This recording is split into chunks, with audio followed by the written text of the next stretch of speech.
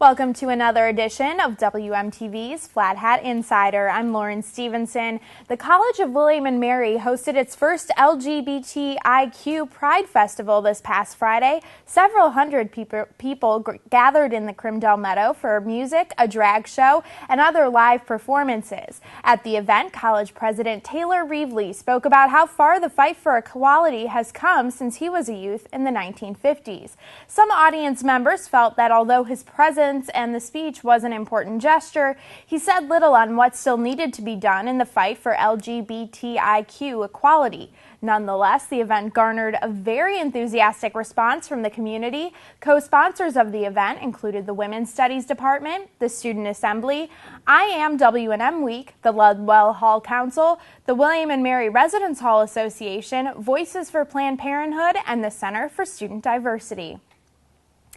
The monthly Neighborhood Council meeting was held this past Saturday. Student Assembly Undersecretary of Public Affairs Danielle Waltrip, class of 14, led the program, focusing on town-gown relations, economic development, off-campus housing, and public transportation.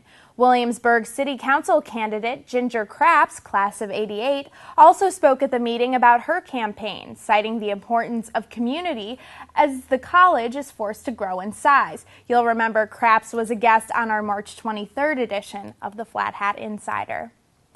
A bill to reauthorize and expand the Violence Against Women Act was sent to the U.S. Senate floor for consideration earlier this year. The bill focuses mainly on federal programs for victims of rape or sexual abuse. One provision, however, would require an expansion of the Clary Act, which involves crime reports at institutions of higher education. With the new provisions to the act, colleges and universities would have to add dating violence, domestic violence, and stalking statistics to their annual crime reports. Response to this change has been mixed. Some say the required increase in reporting may bog down administrative systems, whereas some feel this is a necessary step to reduce violence on college campuses. For more of this week's stories, pick up the latest edition of The Flat Hat and check out our website at flathatnews.com. And be sure to follow William & Mary Television and The Flat Hat on Twitter and like us on Facebook.